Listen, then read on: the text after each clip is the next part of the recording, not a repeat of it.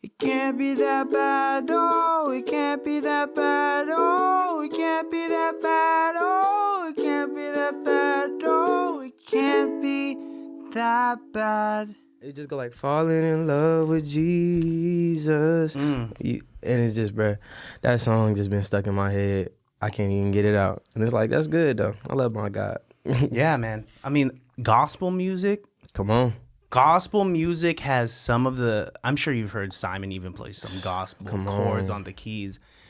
Incredible chord progressions. Some of the greatest music to have been made was like through gospel in a church. Yeah, bro. It's like people love God so heavily and so freely that I feel like when you get in that space and you love God and you're trying to give a tribute to somebody through that, it's like, bro, that power just moved through somebody. Yeah. It's heavy. It's like you can tell. You ever think to yourself that music is simply just layers of sounds?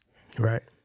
Random or picked out by choice. Right. Layered in such a meticulous fashion.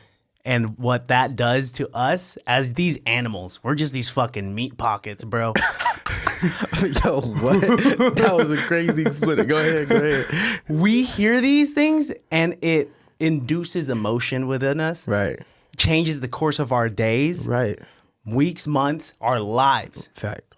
You already, I can tell, like, you know, ever since I opened the door to you, you're humming something to yourself. Yeah. And it's calming. And it's even probably subconsciously meditative for you. And then does it blow your mind that you do the same exact thing for thousands and thousands of other people out there that slap your shit? You know, does it blow my mind?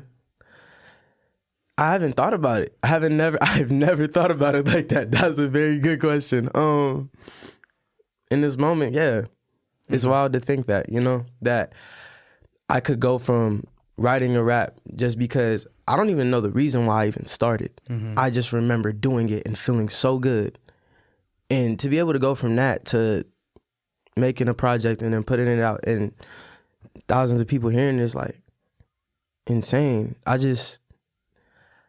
always say that I want to be the inspiration that I got from the people that inspired me. And so when I think of that, it's just like, if I can be somebody that you hum and somebody that gets you through your day or puts you in a meditative state or makes you think and inspires growth and change, bro. Yeah. Crazy. And you, you know, me as an example, having slapped your shit ever since you kind of like pierced my algorithm through Central Valley podcast. Come on. And you're coming, yeah, you were, you know, that's years ago, dude. Years. You had long hair. You're going by Mally instead of like Malachi now. Right. And for you to be able to come out with something like I Ain't Mad At You, which is, at the time, you were 16 years old. Yeah. At such a young age to have like, to create something that once again is inducing emotion within me. Right. And thousands of other people that are hearing that. That's an incredible feat, dude. Thank you. Gratitude. But also on the other end of the spectrum to like have someone like make someone like kind of like gig when you're spitting something like A-OK. Come on. Right. Right. You, I got to finally meet you like last month at the rooftop, the Your Homies rooftop event in Oakland. And you had Dougie'd so much that evening. Come on. Gotta get in there. I got a crazy Dougie. My Dougie package is like nuts. Like, I feel like I could be the LeBron of Dougie in like 5 years, bro. No Dude, funny shit. You're the LeBron of Dougieing right now. Come on. You do it so fast. You did like 100 Dougies. You know who got a cold Dougie though? Do you know who Major is? No. Okay, Major is this kid that LaRussell kind of took under his wing. He lived on his block. His Dougie colder than mine. That's the only person. Man, I don't. So when I try to Dougie, there's something in my brain that short circuits. Hurt. Like, I understand, like, I could close my eyes and I know what a good Dougie looks like. But when my brain sends signals to the rest of my limbs, it just does not happen, bro. It be like that. Oh, God. And my fiance, she's a dancer. Her Dougie is... Nasty. It's nasty. Come on. It's incredible. Her at the club, I see why I fell in love with her. Fire. I can't mirror that. Damn. What's the secret to the perfect Dougie? I couldn't even tell you. I'm not gonna lie. I couldn't even tell you. I don't even got no secret. I guess probably like you just gotta be in flow, bruh. You just got you can't even think about it because the Dougie is like it's just one of them things. Like you just get into it. It's like just a conversation. You feel me? Fuck, dude. Yeah, when I try to Dougie, it looks like I'm having a seizure or something. Damn. So yeah, I mean, we'll work on that one of these days. Next episode, you'll teach me how to. Definitely. It'll just be 1 hour of you teaching me how to Dougie. Just 1 hour straight on a podcast, not even talking, dude. Right. Throw the mics away. We Dougieing today, dude. Congratulations on your success, man. Thank you. It's interesting because like we see it from a mile away, like your trajectory at such a young age. And but the duality of like also listening to your bars and like hearing the imposter syndrome that inflicts a lot of us, but especially you. Right. So like let's take Special for instance. Right. Dude. You're talking about like your teachers say you're special. Jesus says you're special. LaRussell says you're special, but you need bifocals to even see that you're special. Right. Is insane. I mean, like, what's the truth behind that? What's the weight behind that? The truth is like, I always struggle with like just my perception of myself. Even from a young age, I feel like I became conscious of who I was very early.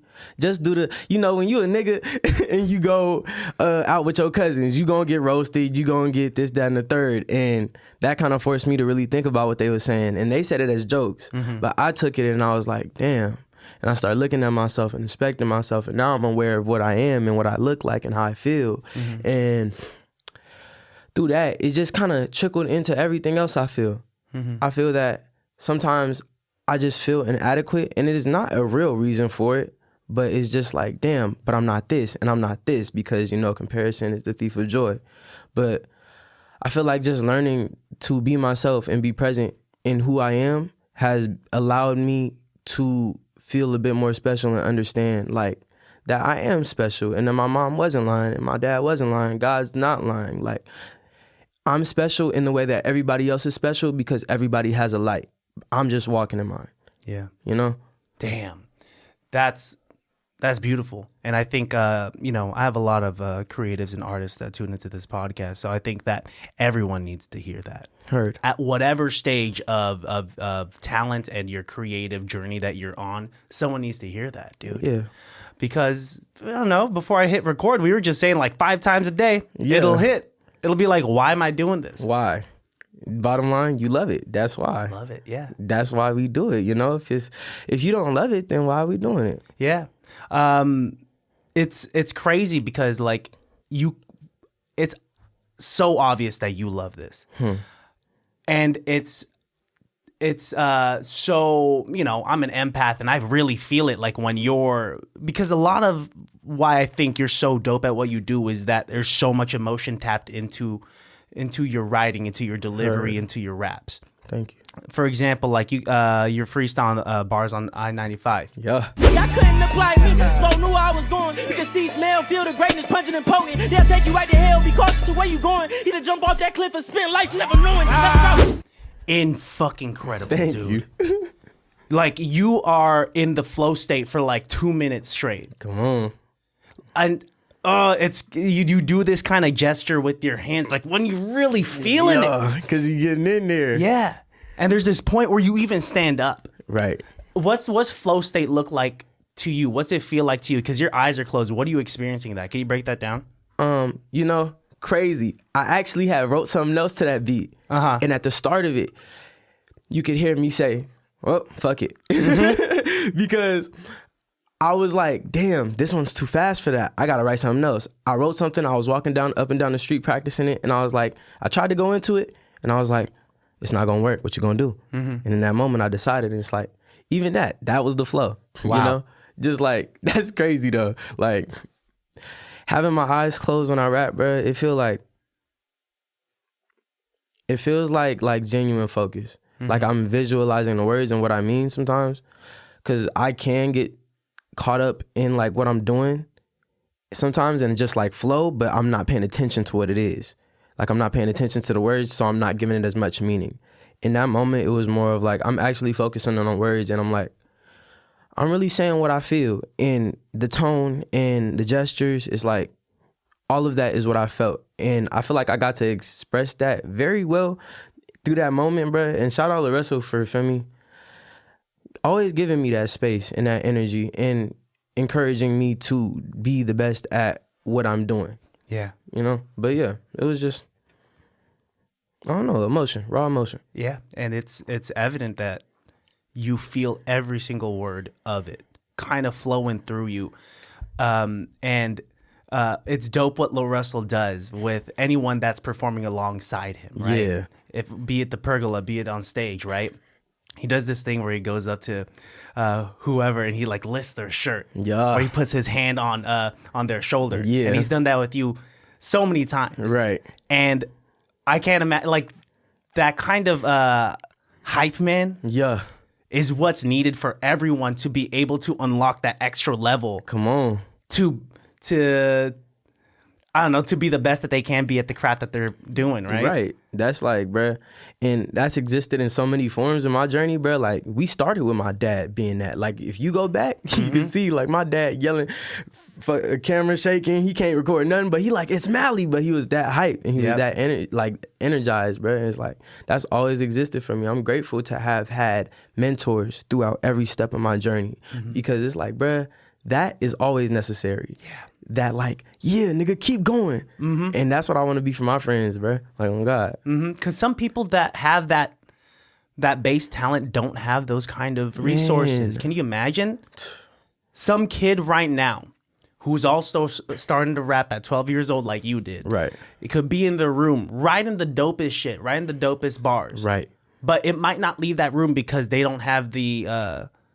I don't know. They don't have like that kind of mentorship. They don't have that like foundational support system to be able to like boost them into that trajectory that like you've been able to find yourself in. Bruh, Manny, like, I'm so grateful for that, bruh. Because it's like, and that's the craziest thing I be telling Tietta, like, I told Russ as well, like, my life was really, I'm 18 now. I split my life up into sixes. And the first 6 years of my life was like the inception of my love for music. The second 6 was like the pursuit. And then this is the third. It's like still pursuit. Yeah. It is just like, bruh, I've always had somebody that pushed me to do it. And it makes me feel like this is really what I'm supposed to be doing. Because I've never had to do it on my own. Not like genuinely by myself. And I always had to make the decision to write and make the decision to push. But I never really had to like sit down and be by myself throughout all of it. And I feel for people and I respect people that continue to hustle by themselves and continue to grow by themselves and build it. Because it's like, bruh, it's difficult now, even with mentorship. It's always going to be difficult. So to cultivate that energy for yourself, push yourself that hard, it's like, bruh, round of applause. Them niggas is dogs on God, man. Bro. Because it's not impossible, but it's that much harder. It's that much harder. I was telling you before we started recording that I don't know. I love to sing. Like that's my thing. Fire. That's my fucking thing. And like there is that flow state that is analogous to what you were feeling in that freestyle where like I don't do exactly what you're doing, but like there is something that I'm not thinking about the words. I'm not thinking about my intonation. I'm not thinking about like the placement of my voice or anything like that. But it just feels good. Yeah. And my support system was like not only my father, like when I was growing up, which I'm sure you could connect with, right? Right. But like my brother's like one of my best friends, and he's the guy that like, you know, I don't do it as much as I should anymore. But like, I'll sing a karaoke at like some like bar, and we're all fucked up and whatnot, and I'll sing it to the best of my abilities, and I'm feeling it. But then when I open my eyes, I see my brother like in the back crying. Man, wow. And that's that moment where I'm like, oh, this is why I fell in love with it, because the people that I love, loving what I do. It's such a good feeling. Why would I ever stop? Why? Why would I ever stop? It's Manny. Like, that's beautiful. I love that you shared that with me. Thank you for that. Yeah, That's like, my dad used to walk me through performances with LaRussell. Like, if you've been to any of the early shows anyone's seen, bro, like he really used to stand in the crowd and go like this, go that way. All right, now go that way. All right, he used to really walk through the crowd, and it's like, bruh, stuff like that, bruh, that's why you do it. Just the love of it. And what you can bring to other people sometimes is like, I've heard LaRussell say, like, I make it for y'all and I release, well, no, I make it for me and I release for y'all. I think you releasing that energy in that moment and bringing your brother to tears, it really did something for him, bruh. And I really love that for you. Thank you, man. No problem. It's the human side. The beautiful part of being a human is the fact that we could do this. Right. I use this example all the time, and it's just like, kind of sucks that animals don't feel this, you know? Right. It's not like a raccoon is out in the dumpsters trying to pursue his rap career. Right. And his raccoon friends are like, fuck yeah. Yeah. Yeah. Go get him, nigga. Yeah. Does it blow your mind that, like after all this hard work and all of this, the trials and tribulations, that you are sharing the stage with some fucking legends, man? Man. You saw Richie Rich, like, hurt his fucking leg, man. Running them hands on rap. Y'all know where they come for the slap. What we doing? Okay. Pulling up slow from the curb. What we doing?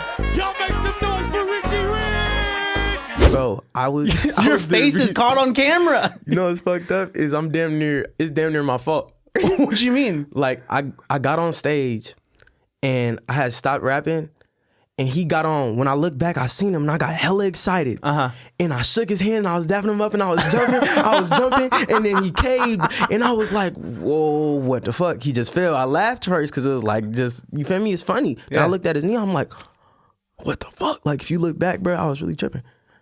Crazy. But yeah, no, sharing the stage with them, nuts. That must have been like 10,000 emotions just surfacing for you, because like you're thinking, oh shit, I mean, he's on stage with me, he's rapping with me. Oh shit, he fell. Oh shit, is it my fault? But also, oh shit, he keeps on going. Right. Oh shit, he's still going. Oh shit, his knee fucked up. Oh shit, like he an OG. He a real thug for that. Like just continuing. It's like, bruh, you gotta be in such flow state to really hurt your knee, really caved in, and you like still spitting. You getting carried out, you still spitting. Yep. You on the couch, you coming back. It's like you on the wheelchair, still spitting. It's like, bruh, that's the love. That's the most gangster shit I've ever seen. Crazy, niggas wild. Yeah. Well, were there any particular people that like you met where you kind of just like, man, I can't believe this is happening? Anyone in particular? Yes. Absol. Oh man, Manny. Yeah. That was one of them. I was like, damn, I seen him because he was performing at the LA residency, and we ended up going to cook in the back.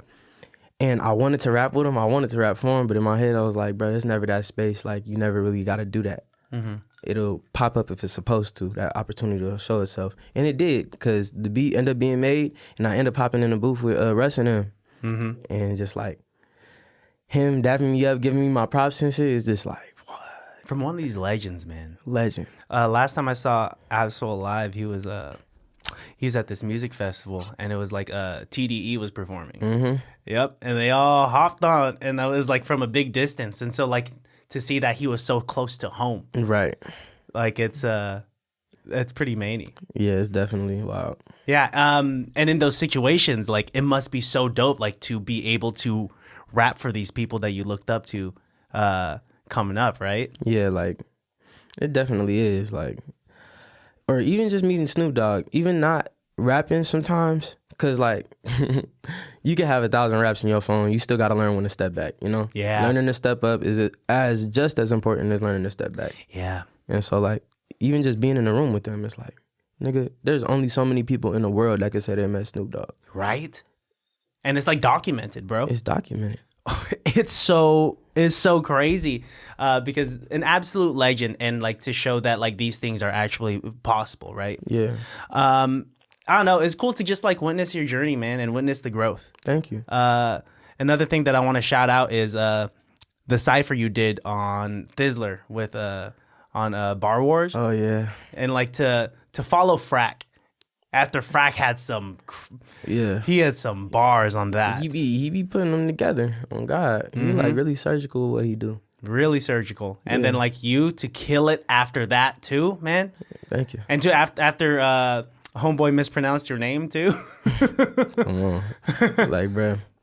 Yeah, that was an interesting experience as well. Like, I was a bit younger. I had my dreads still. But, you know, I'm always grateful to have been in rooms and just experience and figure things out through that. Like, just finding the spaces that I want to be in, the spaces that I don't. Just like nuts. Yeah, man. And the bars that you spat on that, like, it's like from Future, right? Yep. Really good. How do you decide? I mean, from like someone that doesn't rap, how do you decide, like, okay, I'm gonna go into this cypher, I'm about to go into this freestyle? How do you decide, like, if you're gonna write something the day of, or if you're gonna pull from some existing discography? You know, I never really do decide. I always, well, until the last moment, of course. But like usually what happens is I'll know what I'm gonna do, and I'll be like, oh, but I'm gonna write this, and I just run with what feels right. Like, it's like always a hard decision, and I always go back and forth with my dad because that's like my main consultant on what I should do most of the time. Yeah. And he'll be like, I like this one, and I'll be like, no, I like this one, and we just go back and forth, and it'd be like, I'll just sit down wherever we at, and whatever comes to my mind at that moment, you'll do it right there and just then. Go. Wow, dude, it's so cool. It's so cool to see it happen and to like see like, oh, this is the song that he pulled from. What was the like? So like my favorite, I think one of my favorite tracks of yours is "I Ain't Mad at You," just because like once again, it's the emotion that is not only put into the track, but that is being induced like within me, bro. Yeah. You know, first time I heard that was on like when Central Valley Podcast kind of like did that visual. You know Micah? We just DM each other all the time. Yeah, but like, yeah, we tapped in pretty early, and it's just crazy. Like, oh shit, Malachi's on this thing. Bro, I love that. That's dope. He seems really cool. He seems like such a goofy guy, and like, I keep telling him like when he's in the Bay, come sit down in the studio, let's chop it up. He should. This would be great. I'm gonna text him after this too. Please do, bro. He has to come up here. Like, yeah, dude. So like, you do that. And that's like a 2-year-old thing. Right. And then all of a sudden you're throwing that into Creekside 7. Yeah. What's that kind of like decision made? Just like, I'm going to pull this old track, I'm going to throw it in here. Yeah, bruh. So one, that's dope that you know that too. Nah, it's basically like I have so much music that I premiered like through Instagram or through YouTube at a young age that I never pull and put on the streaming. And I was battling myself through that project because I was like, dang, I don't want to put none of the other stuff on there. But I was like, bro, whatever. It has to come out. And I love that song. It's like, I don't know. A lot of my decision making be coming from like whatever feels right. And if it feels right, it feels like what I'm supposed to do, I just do it and I go in my gut. So that's usually how I decide everything. Wow. And that's the way to do it. Because we can't be too mechanical about this shit. You can't. Like, even though, yeah, like it's a business that we got to navigate, that y'all have to navigate, right. At the end of the day, it's like the human aspect of it. Like, what feels right to you. And also, you don't want to compromise what Malachi wants and what Malachi's feeling. So you got to, which is why I like the way that, you know, you and LaRussell, the way you guys have been paving the way for like independent artists of just like, hey, I'm not going to be tethered to a fucking label that's going to tell me what to do, how much I can release and how much I'm going to be making. Come on. Was it how did it feel the first time you were making money off of Even? Like, this is your art. I was like, you know, it's crazy. The first time I used Even, it was linked to my mama bank account, and she was overdrafted. Sorry, mama. But so everything that I had got went to her, and it was gone. And I was like, damn. But it felt good to make money off of my music because I've never made $700 off of releasing music before. And that's like, we made $700 in 2 days. And I was like, whoa, like, support, bruh. Like, niggas really standing behind the music and going to listen to it and checking it out. It's like, bruh, that feels great. Like, imagine painting something and going and sell it for $100. I just painted this. I could have got nothing for it. Yeah. So I don't know. I mean, to be able to create something that just existed from your mind. Right. You created this tangible thing that you were able to sell as your own product, and you were to pocket all of that, man. Nuts. Feel me? And you get to split it with the people who contributed. That's always great. Like putting money in the pockets of the people who helped out with all of it be hard. Like Russ Pops be telling me something. He be saying like, put it on even, because if you get $1, that's $1 more than you had before. And it's like, that's real. Yeah. You put it on even, you get some money. You know? Shout out them. Yeah, and it's like, I use this example all the time. Like, if you could go out and buy a $13 avocado toast, right, that you're just gonna shit out later that day. Come on, like, bro. As opposed to, you know, hopping on even, buying the art from the artist, something that you own even after like, way before it drops on like streaming services. Right.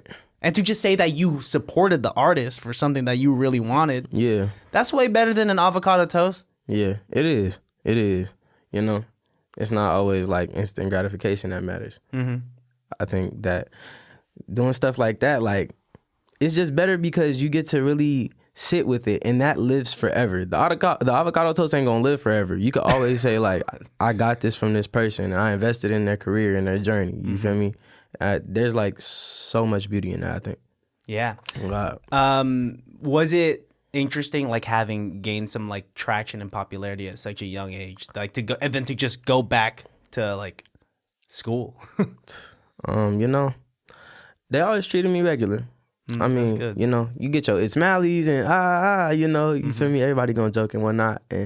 But I love that they always treated me regular because it was always my grounding. Yeah. Yesion told me I was struggling with it, and Yesion had told me that two things can be true at once. You can be good at high school and still good at rap and really just enjoying both worlds, because one day you're not gonna have high school, and this is gonna be what you're pursuing. So through that, I just learned to be grateful because it was my grounding. It's what kept me and kept me sane in those moments, because I feel like when you don't have those people, it's easy to get caught up in everything else. Yeah. It was pretty evident that like you had like a good relationship with your peers at school. You were coming out with some promos. I don't know if it was for like a show, but you're running like across the football field. Yo, hey, can you tell the people out there to come pay $7 like whatever the hell? I remember. I know what you're talking about. They're like, this guy's you're out of breath running across this football field to just random homies. That's mean. That's crazy.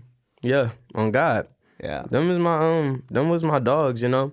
I think the best thing about school for me, it was never the work, because I hated the work, but the community of it was always beautiful. Like, that's how it is with anything, man. Yeah. There's something, you know, it's been a minute since I've been in high school. We just had my 10-year reunion not too long ago type thing. But there's something irreplaceable about, like, walking down the lockers and then, like, dapping it up with, like, 5 people in a row. Right. Exactly. You know everybody. You know everybody. God. And then you just go to algebra that you don't care about. Right, bro. Like, nuts. It's crazy what they teach in school that we're not going to use. That shit. How many times have I used the hypotenuse? I don't know. Never. I mean, some people use it, and that's what I understand it for. But like at the same time, bruh, we don't use none of that shit. Regular niggas, like we do not be using hypotenuse.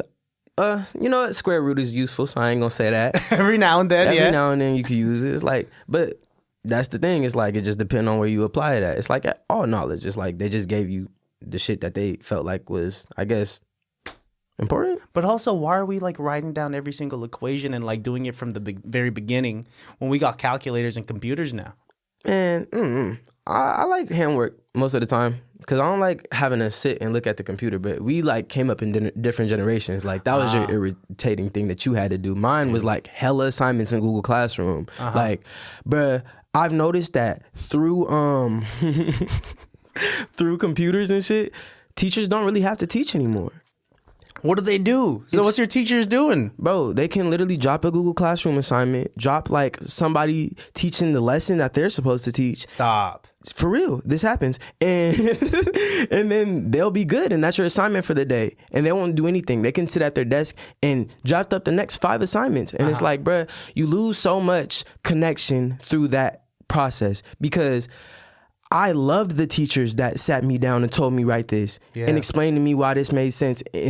In that sense, like I don't have to go to Google. I can go to my teacher you build a connection, you show your humanness, but that doesn't exist as much anymore. Wow. And so now there's this discontent and apathy at school because we don't care. I don't care about a computer. I can go look this up, get the AI shit, and I'm cool. Wow. Like, fuck, bro, dude. like, you are also you went through education during the dawn of AI. Bro. So was that a thing? Like students were just like, I got a paper due in 2 days. Let me go to ChatGPT. Get it and revise, and you're in there. That easy. Bro, you could type in a subject. Dude, what? It's crazy. You could literally type in anything. You could ask the fucking AI to write something about the book that you read or didn't read, and then fucking revise it, or even just get a summary and know what happened. Man, I wish I was born like 10 years later, because like right now, what AI is doing for me the most is like, I wonder what a cat would look like in the North Face puffy jacket and a machine gun. No way. And a machine gun's crazy. And be like, that's dope. Right, and I put it away. And then that's the extent of AI for me. But to be able to have like gone through like school and be able to like have the resources to do that. Man, like, it's always, bro, technology is a gift and a curse. It is. It is. I know, like that. It's helping out a lot of lonely people. Like a lot of there's like these AI like dating applications that like where some guy could just chat it up and pay $9.99 if he wants to have a risque conversation with the computer. Cause why are we doing that? I don't know. Just go outside. I'm saying, touch some grass, nigga. Touch some grass. Yeah, man. God, what are we doing? Why is you macking on a robot? Why are you paying like? Why you paying for internet? Like, damn, I don't even want to say what I want to say, but it's like, nigga, you paying for internet, girl? Like, you might as well go to fucking Sonoma, nigga, on God, before you do that. But like, don't do that, because it's not good. Like, I don't know, shit. I'm just living. Dude, talk to me about Merced. I've always been so interested of like, talk to me about the 209 and Merced, and it's the comparisons, if you want to, with the Bay. I think Merced is full of culture, Hispanic culture to be specific. Like, I worked at the flea market when I was younger. I worked from 12 to about when I started running with LaRussell, really.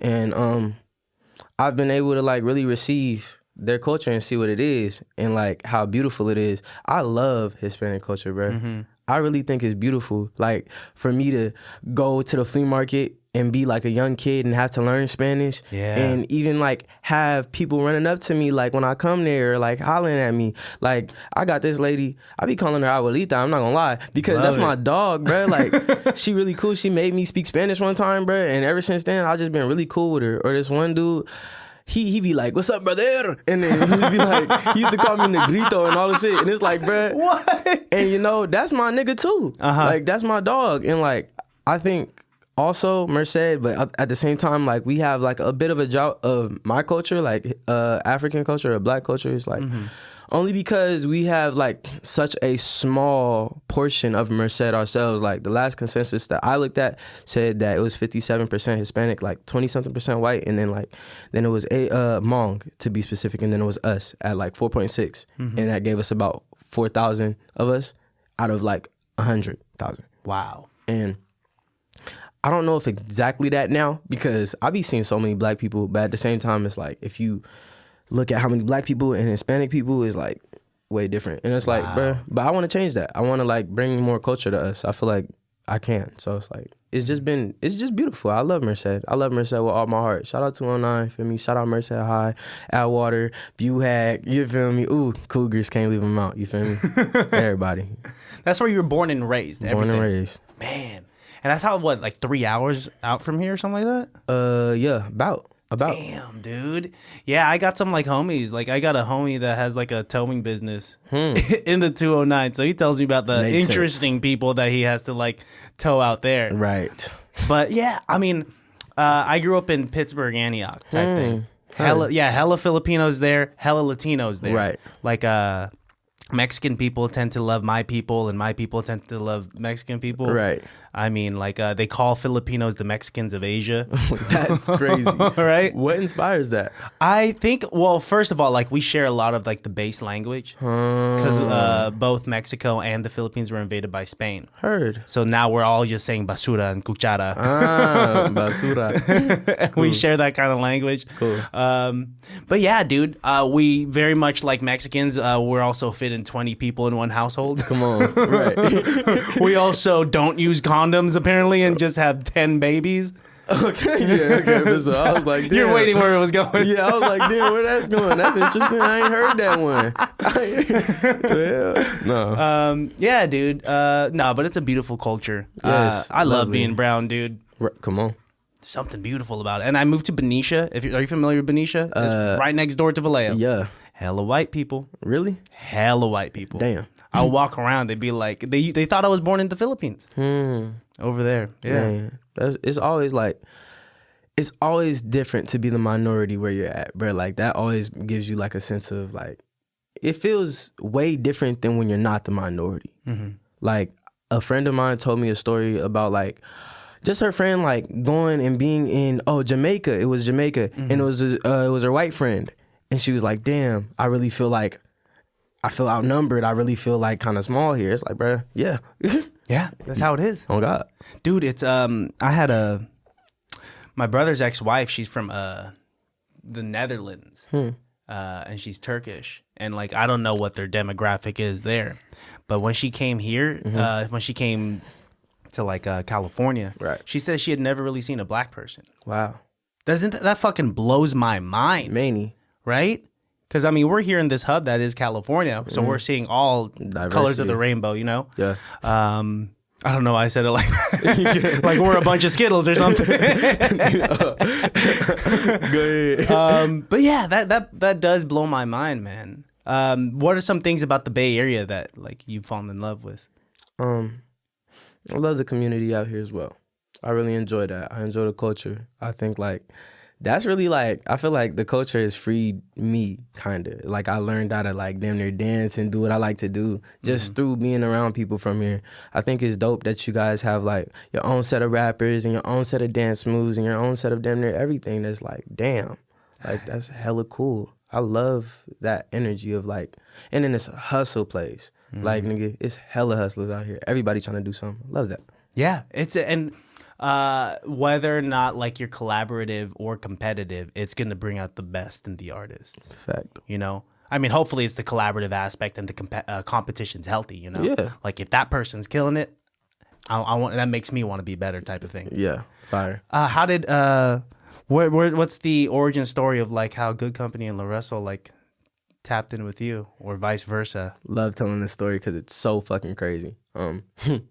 I dropped a song called Hood Cry when I was still Mally, and Tietta at the time wrote up an article about me, but she didn't know who I was for real. Like we didn't know each other. So when she wrote the article, I was like, damn. I was running around school like, damn, article got wrote about me. I'm so excited. Didn't know it was her. Then she reaches out and she goes, oh, I think you're dope, this, that, and the third. And then Russ taps in because T shows me Russ. Oh no, T shows me to Russ. And then he's like, oh, come do a live session. And I come do Hood Cry, I come do Cry No More. And we just been locked in ever since for real. And bruh, I find it so crazy that I don't think T knew Russ. And I don't think Russ knew me. And like nobody really knew each other in that equation at the time when the article was written. Like what? No one knew each other in that equation when the article was written. Like that was like nuts for me. Like because now it's kind of you guys. It's uncommon to not see y'all together, right? Damn near. It's I've used this analogy before, but it's like people that followed Malachi or Mally at the time, and people that knew Tietta at the time, and people that knew LaRussell, let's say as Tota. When you're following those journeys, it's like watching like Iron Man, or you're gonna go watch Spider-Man, or you're gonna go watch fucking what's another Marvel movie, like the Hulk or some shit like that. And then to see now at this stage, it's like the Avengers. Right. They do be saying that. Michael Prince says that a lot. That we like you guys are the Avengers. Yeah. Michael Prince is something else too, man. Shout out him. I tried playing the violin in 3rd and 4th grade. That shit's tough. Bro. And for him to just kind of like do it the way he does. Dog. And he's like a big advocate of like the grind and really working at what you want, bro. That's how he got where he at. And I witnessed it. Like, we really live together right now. Mm-hmm. So it's like, great guy. Yeah, he was saying that he was like posting videos 3 times a day. Right. And they'd just get like whatever views, blah, blah, blah, until one just pops off. And it's the whole 10,000 shot theory that like LaRussell talks about all the time that is applicable to like every single artist, right? Yeah. We usually kind of like burn out at, you know, sometimes 50 shots, 100 shots. Some people 9,999 shots don't give up. Fact. Right before they're about to pop off. Man, that's where you got to keep on going, bro. Dude, what kind of advice do you have for like, you know, those kids that are starting out at like 11 or 12 like you did? I'd say never lose your sight of the love, because that's where the magic happens. Yeah. I don't think anything else really influenced me most than the feeling of love. Mm-hmm. The feeling of love between me and music or people is like, don't ever lose sight of it, because that's how you lose sight of what you're doing it for. And that's how we end up asking the question, why do I do this? And you don't want to ask that and then end up with the wrong answer and not want to do it anymore and live an unfulfilled life because you walked the wrong path. Yeah. Damn, that's beautiful, dude. And I completely connect with that. I know a lot of artists that are very mechanical or transactional with this type of thing, but nothing ever beats like what's really happening like right here. And like, even though you and I do completely different things, what you do translates into what I love to do and inspires me. Yeah, like because let's take for instance, like I'm mad at you. You said you're able to take words that I never even heard and like turn into something emotional. You said we ain't even clicking anymore. We ain't even clicking and clacking. We not. And like why am I hearing the words click clack and I'm about to cry? You know? Crazy. Nah, stuff like that. I feel like love is universal. It translates. Yeah. You know? Yeah. Like I'm inspired by this, like your podcast, bro, because I wanna do one of these, you know, and I wanna build a space like this that I love. It's like, bro, and that's why you just got to do what you love, because you get to inspire, and that's the greatest act. Mm-hmm. And then you don't even get to see, like, yes, you'll be able to see like the testimonials of those like that you're talking with, like one-on-one, like of the kind of the emotion that you're inducing within me through your art. But now imagine like all those people that did buy your shit on Even, or are discovering you through Spotify, or are discovering like, you know, Hood Cry hella late, now finding your discovery later, slapping your shit, feeling their shit. Those that have imposter syndrome, those that have lost loved ones and have like broken ties with friends that can relate to the words that once again came from here, you wrote down on paper and you recorded. And because of that, hopefully they become better people and it steers their course of their day. Or you might inspire, you know, the next Malachi. Right. It's like, that's necessary. And no one human experience is like, you're not special in that sense. Like, everybody has felt heartbreak and hurt, and people have to cut ties with their friends and lose family members, sadly. But like, we're not alone in any experience. And so speaking on your experience makes a way for people to have a place to go to. Like Westside Boogie was that for me with Everything's for Sale. Shout out him. And I'm posting this clip exactly because I want my collab, nigga. I don't care. I need it. Oh, God. But, Everything for Sale, bro. When I was going through it, that was my album. He's my favorite rapper to date because he resonates with me most. Yeah. And it's like, bro, it's necessary. Just talk about your life. Talk about your life. That's what, you know, I asked LaRussell when he sat down here in this studio, I asked him like, so like, what do you pull from? How do you, after having 30 plus albums, how do you keep writing? And all he said was one word, life. Come on. I'm like, all right, interview done. Right. Man, it keeps happening. And like, that inspires me because like, you know, I converse, I connect, I relate, but I will stop doing that once I stop like experiencing life. If I ain't gonna go outside and touch the grass, like where's the human side of me, and how do I talk to people like, you know? Fact. Dang, dude. I agree. Yeah, like what was it like when you started writing? What was the next step? Like once you had like these raps in like, I don't know, a journal or a notebook, and like you had your dad inspiring you. Do you remember the first time you're like, okay, I'm gonna show this to my friends or family or like, Yep. Talk to me about that. I remember. It was, I think I either wrote it the night or the morning, but I remember writing it to my dad, and him showing me off to everyone. Like at first, if it was an early time because he told me to get out because it was like, bruh, I can't listen to this right now. I'm gonna listen to it later. But like after he heard it, he was like, oh, you got something. And then he told me to write another one. I can still remember the second one. The second one, I remember. I can't remember the first one for some reason, but yeah. And the next step, like, can you elaborate? Like, what did you mean? So like now, like you have these raps in your notebook, and like in your dad saying like, "Yo, this is dope. Do another one." What's the next step after that? You know? Okay. Heard. If you need an example, like with me, it's just kind of like my dad taught me how to sing through karaoke. And he's like, okay, you learned this song. All right. He's like, okay, you're really good at this one. Learn this song. Okay. The next step from you was a family party. Heard. Okay. Yeah. Cool. I never got to tell this story. Okay, basically, I started with like snapping. That's how I never had a beat. When I wrote, I always just did this. My dad always used to, you feel me? And so my next step was him shopping me around at parties. Crazy. Every time we went somewhere, he was like, listen to this. And then there would be a group of old ass niggas around me. And just be like, he'd be like, let's go in here. And I feel like that's going to be crazy in my biography or whatever it is, bro. Like, just those moments are necessary too. I feel like, yeah, like that was my next step, just getting shopped around and him sharing my gift with everybody, even when I wasn't in a space where I wanted to because I was still nervous. But he was like, no, you have something. And he like got me out of that fear of doing it. And now I'm able to just rap and do whatever. And it's because of him, for real, you know, working him. It's a big deal.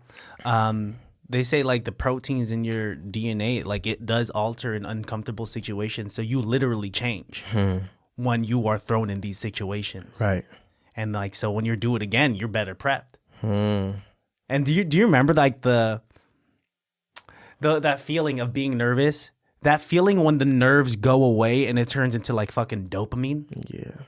Such a good feeling, right? Always great. Do you remember the first time you felt that? The first time I felt that. I'm gonna really think hard. I think I can't remember the first time. I could give you an old time though. Yeah, would love that. I remember I was just getting into singing, and I had sang "The Way" in front of my dad by Janae Aiko, and he was like, "Damn, this is hard. You actually can sing for real." And then we were at Thanksgiving, and he was like, "Hey, sing this shit." And I was like, "I don't want to." He was like, "I don't give a damn. Sing it." And I'm like, "Bruh, I don't want to." But you know, Joe Jackson got me out of the little comfort zone, and it went from like real nerves to like, this just feels right. Yeah. And it was a small setting, but that feeling is big. Is there something different that you feel when you transition from like rapping into singing? Like what's that like? I can't even tell you. I love singing so much though. Like I've always loved singing. I started singing before I was rapping. Damn. Really? So before you were 12, you were singing already? Yeah. I was always singing. It's like, I feel like all humans pick up on that very early. Like even with our ABCs, you know, because it's all vibrational and we're all vibration for real. So it's like, it's hard to not pick up on a melody that you love and figure that out. But like singing has always been something that was like, I never had to think. I don't even have to think hard. I don't have to write. I don't have to do anything. I can just sing. Like that is, it's a different feeling. It's like that flow state you're talking about. Yeah, that flow state is like something beautiful. Like a reference that I use all the time is like, have you seen Soul? Soul? Oh yeah, I have. The Disney movie, yeah. So when he, you know, he's a jazz pianist. When he goes into his flow state, he sees something. Like, he closes his eyes and he's teleported to a different world. Synesthesia, I think it's called. Wow. Yeah, the fact that there's a fucking word for it, you know? Yeah. And with singing, like, it's nice when you're in the pocket. Yeah. Even if it's not just like to be in the pocket for like, let's say for when you were spitting like bars on I-95, syllable. There's so many syllables, so many words. The cadence is like it's It's crazy. Right. But you can tell that you're not even thinking, you're feeling. You know? Like it's cool, man. I wish I could do what you do. Man, I think everybody does it in their way. Yeah. Like, you know, yours is conversation. Like, you're really good at this. Thanks, man. I appreciate that. It feels like, this feels like flowing. It feels like you don't have to think about it. I feel like everybody has that place that is their flow state. It's just like finding that and like resonating with it, I guess, and like figuring it out for yourself. Oh, thanks, man. I appreciate that compliment. Like, I really take pride in doing this and like really giving people their flowers for something that they really fucking do. Yeah, no, thank you. What was your first performance? Do you remember? Yeah, my first performance was, I think it was in Oakland. It was, I forget what park it was, but it was like a very small setting. This dude named, I don't know if you know him, but his name's Armani. He was there, and it was like the worst performance ever. What? Why is that? Because I was still figuring it out. I was still nervous, and so in that moment, it wasn't even, I couldn't flow. It felt like I was blocking myself. How old were you at this point? I think I was 14, 15. Damn, that's still young as fuck, dude. Yeah. Yeah, first time I performed, like in front of, like outside of like family parties and outside of like cotillions and whatnot, right, was like my high school talent show. That was my first performance. I'm tripping. Yeah, but go ahead. Oh, did I unlock something? Yeah, you unlocked the memory. You unlocked the memory. Well, I mean, that's all I gotta say is that like, oh, for the first time, like now I'm singing in front of a crowd that has no bias. Right. Like, of course, my aunties and uncles are gonna be like, "You're American Idol, Idol, and The Voice," right? Right. But yeah, I mean, it's that moment of like, oh, once I opened my mouth and started singing, the nerves kind of went away and it just all turned into like serotonin and dopamine. Right. What was your talent show like? Okay, so my talent show, I think I was in second grade. I'm so glad that you unlocked this. This is great. This is a great feeling. I'm gonna put a clip because I have a video of it. I was in second grade and Kendrick had a bonus track on that album right there, actually, and it was him and Mary J. Blige. I forget the name of it. Oh, it's I'm so high. Yeah. I can't, yep. Touch the sky. Now or never. That's what it's called. Yeah. Yeah. And right there at the end. My sister went up and she sang with me. She was singing the chorus and I was just rapping all of Kendrick's verses. Wow. And it was just like I was just really just standing up there just rapping. I had heard it on 2K and I was like, I love this song. That's one of the moments. That was one of the moments. It was the flow state and where you just like, you were nervous, but then the feels, and it's just out of nowhere, you just feel right. Dude, a second grade talent show. Yes, man. And to be able to do something like a Kendrick song. Bro, loved that shit. Dude, when you're in second grade, you're like only 7 years old. Damn near. To be able to do something like that in front of people. Bro, I was nervous as hell. Oh, shit, dude. At 7 years old, I'm trying to think of what I was doing. No, man, I was just some chubby little kid, dude. Shit, me too. Yeah. Were you a chubby little kid growing up? I was a little chunky chunk, yeah. Whoa, you were a chunky chunk? I was a chunky chunk. What kind of stuff were you like, were you just snacking a lot? Or was it just or genetic, or what is it? I don't think it was genetic. Because not everybody was a chunky chunk. I think like, yeah, I was just eating a lot. And I didn't really like go out much, especially when I was younger, because I didn't have football. So I didn't have nothing to really thin me out. And so, yeah, I was just, eating hella, and next thing you know, 1 pound turned to 2, 3, 4, 5, 6, 7, 8. Now you can't fit your shirts and shit. Holy shit, dude. Yeah. What was your favorite childhood snack? Mike and Ike's. Ooh. You're just eating boxes of Ike. Straight boxes, nigga. What? Oh, God. And it was 25 cents. Bruh, I'm in there every time I get a quarter. What? At school, it was 25 cents for a box of Mike and Ike's? We had a store called El Tareb, shout out them, down the street from like where I lived. Whoa, and you knew if you had a quarter. Through there, every time. Nigga can't tell me nothing. Every time. As long as my brother want to walk me to, nigga, we getting some Mike and Ike's, we getting some lemon heads, some Boston baked beans. Everything. 75-cent purchase. Come on. Wait, how is this storefront making any money? Cause they had hella other shit, but they had the little 25. I feel like they was just leaving that there for the niggas that was broke, the little kids, you feel me? Like they had their 50-cent sodas and they had their like 25-cent stuff. Yeah. Yeah, that ended up being like a big staple in my childhood, for real. I used to run through there. Damn, dude.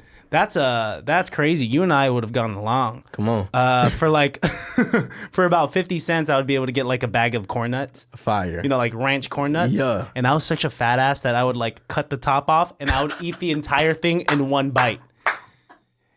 Cutting the top off is fucking crazy. Normal people will eat corn nuts like this. They'll open it. They'll transfer the corn nuts from the bag to hand to the mouth. You know? Fuck the hand. Straight from bag to the mouth. Eliminate the middleman. Oh, nigga. Yeah. Definitely. Straight to the food. Yeah, I ain't got no time for that. Nigga. Yeah. Ain't nobody trying to wait. And I don't want to wash my hands afterwards. I'm trying to get to the playground. I'm trying to get to the playground now. That's crazy. This nigga was cutting the top off. It's nuts. Yeah. Yeah, because if you rip it off like this, then only the corner is open. Right, and then you don't get as much for your little time. Now it's taking too much time up. It's not. Yeah, I'm not trying to shake 5 times to get 5 corn nuts. I'm trying to get to the playground. Exactly, and then I'll cramp up because I'm a fat kid with full of corn nuts, and right. I'm on the jungle gym, dude. I'm hella weak.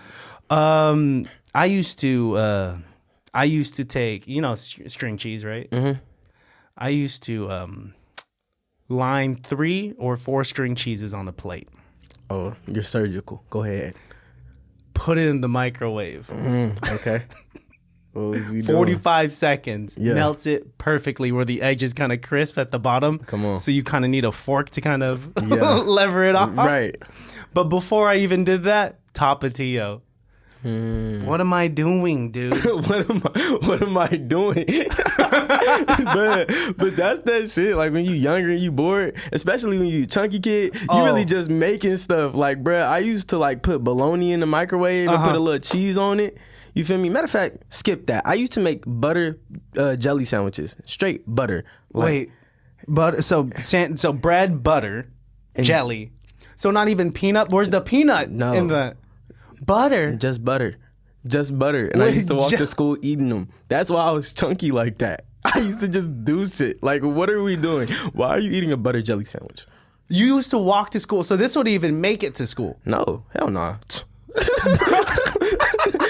No. It was so the calories you burnt from walking to school was gained back then some. Right back. Dude, what? Man, my mom used to make me these sandwiches. She used to make me these croissant sandwiches. So she'd take a butter croissant, cut that shit, put hella mayo. Damn. She would put so much bologna in that thing. Damn. And iceberg lettuce. Squish that shit. I'd have 2 of those. Oh, yeah. See, look, and that'd be the problem. That was the problem. I was breathing through my mouth, man. I was... All right. I wasn't congested, dude. My nose worked. But I was... Where are we going next? Hell no. Breathing through your mouth. Dude, and I played the tuba. Damn. I was just doing all the fat kid stereotypes. Damn. Yeah. Wait, when did you start losing weight? I think around like 8 and 9, because I started growing a little bit, and I guess, I don't know, it might have been football because I was going hard. So, I started like slimming out a little bit more. It would have been cool if you just like at least had 1 year of rap while being fat. Right. Just like one. Such lore. Dude, oh, like God. That's how you could kind of like detect like the real OG fans. Right, exactly. You don't even know I was fat. You're not even a fan for real. Yeah. Like, bro, that'd be crazy. There's like hood cry and there's food cry, you know? Food cry is wild. That's crazy. Oh, God, that's crazy as fuck. Wow. Food cry? That's hella funny, dude. Oh, man, I appreciate you. I don't know if you know how these episodes end or if anyone that's been on prior has warned you about how I end these episodes. No, they have not. But I have a background in comedy improv. Okay. And if you got to take that, you can go and take it. Yeah. Let me take it real quick. Yeah. I'm good. I'm doing an interview with a friend. It's pretty freaking a good interview. I'm enjoying myself. Yeah, can I? Fire. Thank you. I'm gonna call you back soon. Dang, bro, you didn't have to pay that compliment right there, right in front of me. No, I'm enjoying myself. Dude, I appreciate that, man. Like, that's my goal here. But Back to it though. I have a background in comedy improv, and I end my episodes with an improv scene. Man, I'm the most unfunny person ever when I'm trying, bro. So I guess, come on, let's do it. What do you mean? You seem hella funny, Bro. Yeah, there's no pressure. I mean, it's all off the top of the dome. So there's a lot of forgiveness with this. Okay. I had Tietta do it with me. Okay. I had LaRussell do it with me. So everybody's been doing it. But they're like good at everything though. Dude, improv will surprise anyone. Like you could be good at everything except improv, and it still comes off as hella funny. Heard. Before we get into it, basically the scene could be could be inspired by like anything and everything we talked about in today's episode. All right. Or inspired by nothing at all. Did you want to start it off, or you want me to start it off? Can you start it off? Yeah, I got you. Okay. All right, bro. Without further ado, baddies can't be that bad.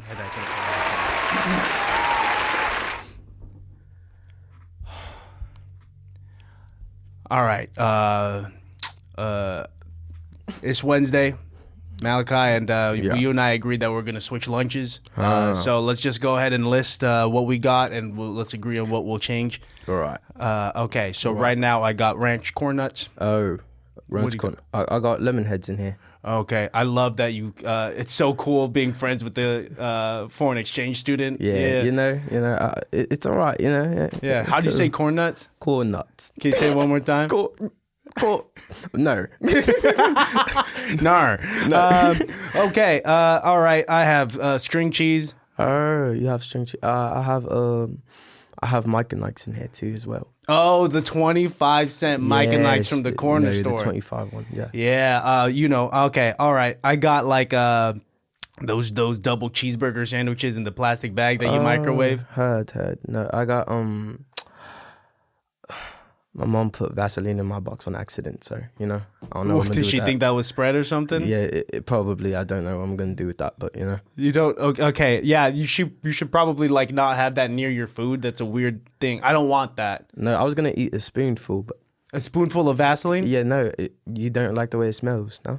Yeah, I'm more worried about you eating the Vaseline rather than how I think of its smell. I hear you, but like, hear me out. You know what else smells good? What? Cheeseburgers. Do we eat cheeseburgers? Yes. Yeah, we do, but like, you can't eat Vaseline. I'm pretty sure you'd have to see a doctor. I think you're thinking too much about it. Cut to 2 hours later, we're at a Kaiser Permanente because Malachi ate a spoonful of Vaseline. Okay. All right, Mr. Malachi, it seems that... I know what I'm here for. You don't have to say it. Yeah, we took an x-ray. You had a whole tub of Vaseline. It was good. Yeah, I understand that.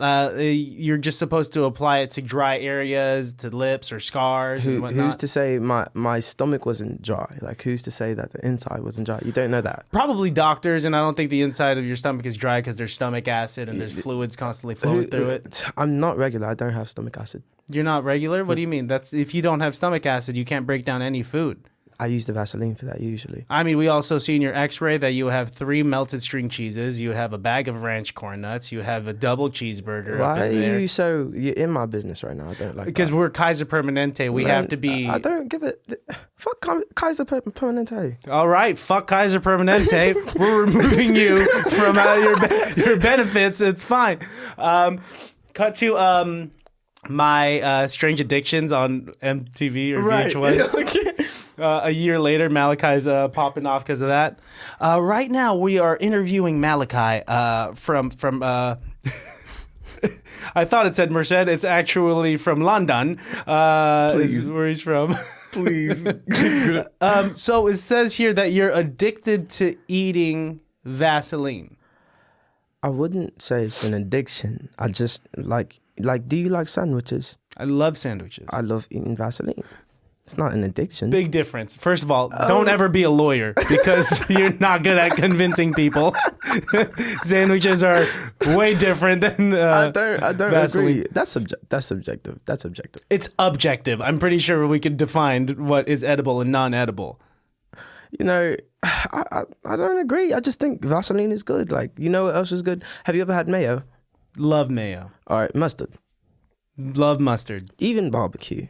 Love barbecue sauce. Right. No, I can spread it across anything the same way. Like, You should spread it on skin only.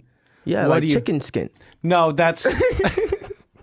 You should stay far away from every Jollibee. You should stay far away from every KFC if you're spreading it on chicken skin.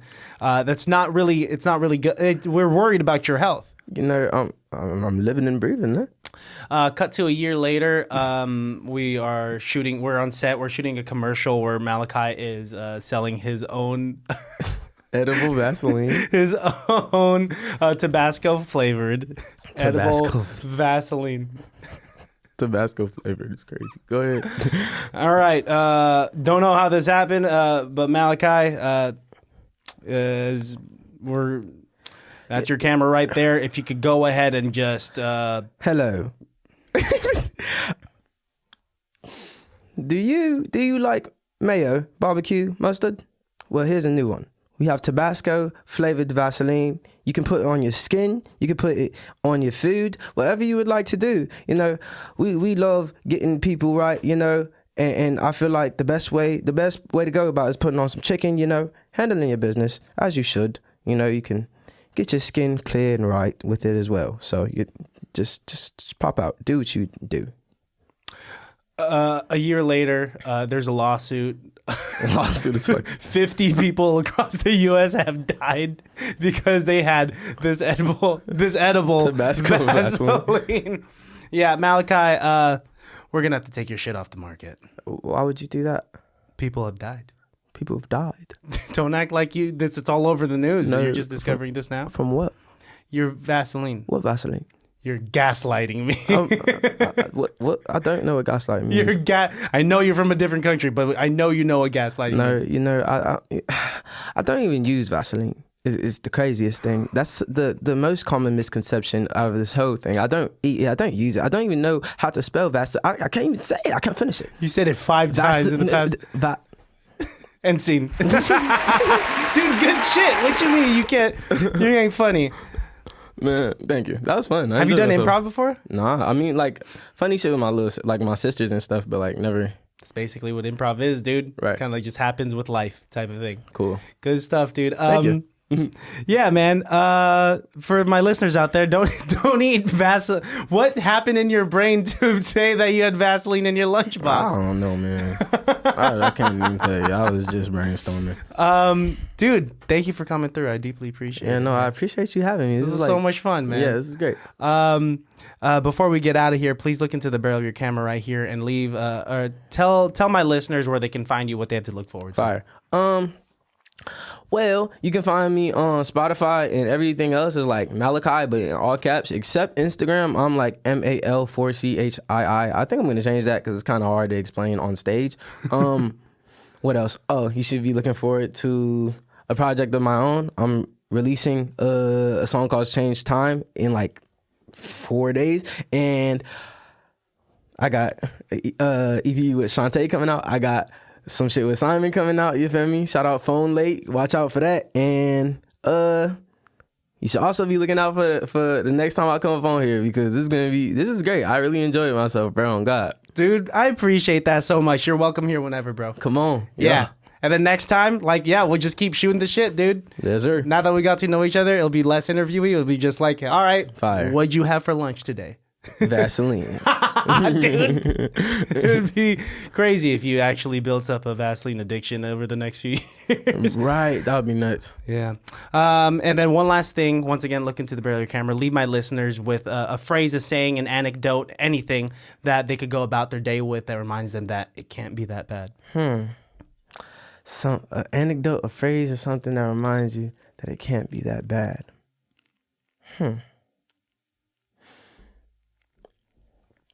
Something that I've been told. God woke you up today. Simple as that. I mean, you got to breathe. You're breathing. Your legs are here and your arms are here. So be present. Be in the moment. Lead with love. Beautiful. Thanks, man. I appreciate you. And until next time, we'll catch you, man. Baddies, thank you for tuning in. And you guys know where to find me. You guys know where to find the show because you're already here. Peace. Love you. Bye.